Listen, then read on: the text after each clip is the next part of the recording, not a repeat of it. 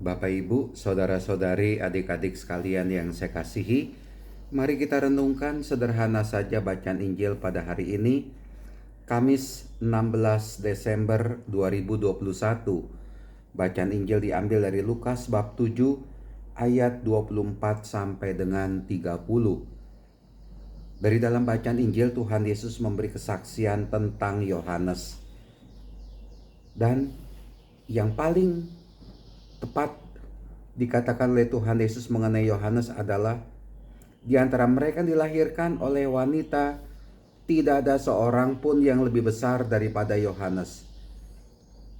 Yohanes adalah sosok pribadi yang mengagumkan bagi Tuhan Yesus.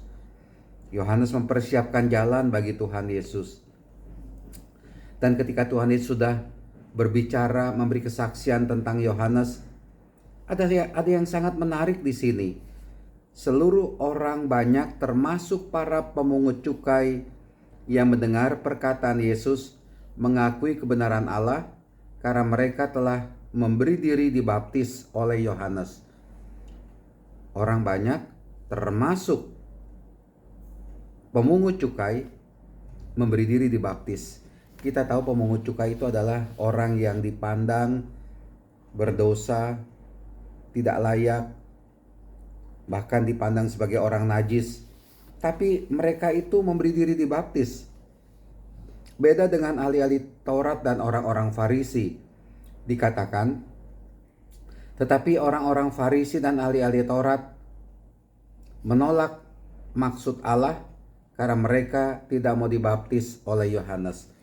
Masalah dibaptis atau tidak memang ya urusan mereka, saya pikir. Tapi yang sangat menarik di sini, kita melihat kenapa pemungut cukai dan orang banyak itu mau memberikan diri dibaptis, dan kita tidak usah mempermasalahkan orang-orang Farisi dan ahli-ahli Taurat yang menolak maksud Allah dan tidak mau dibaptis. Itu memang urusan mereka. Seluruh orang banyak, termasuk para pemungut cukai yang mendengar perkataan Yesus, mengakui kebenaran Allah. Mengakui kebenaran Allah. Mereka melihat kebenaran Allah. Mereka menyaksikan kebenaran Allah. Mereka mendengarkan kesaksian entah dari Yohanes Pembaptis, entah dari Tuhan Yesus, sehingga mereka memberikan diri mereka untuk dibaptis, untuk percaya kepada Allah Bapa. Melihat kebenaran Allah, menyaksikan kebenaran Allah, mengakui kebenaran Allah. Nah, Bapak Ibu, saudara-saudari terkasih, kebenaran Allah itu memerdekakan kita. Kebenaran Allah itu menuntun kita ke arah hidup yang namanya kebenaran. Pasti ke arah hidup yang penuh dengan kebenaran. Kita sebagai manusia yang bersalah, berdosa, kita tinggalkan itu dosa dan kesalahan kita. Tapi kalau kita sudah melihat kebenaran Allah, maka kita harus berbalik kepada Tuhan. Artinya apa? Ya, kita berani meninggalkan yang jelek-jelek dosa itu, dan kita mau berjalan bersama dengan Allah, berjalan di dalam kebenaran Allah, meninggalkan yang jahat, melakukan kebaikan. Itulah kalau kita melihat kebenaran Allah. Kebenaran Allah itu kebenaran yang membebaskan, menyembuhkan, menguatkan. Maka dari itu ketika kita bebas dari segala dosa-dosa kesalahan kita, itulah dia kebenaran Allah yang kita lihat. Kalau kita bisa berbuat kasih, berbuat baik, berbuat benar, menjauhkan diri dari kedagingan, tipu muslihat, godaan iblis, nah itulah dia kebenaran dari Allah.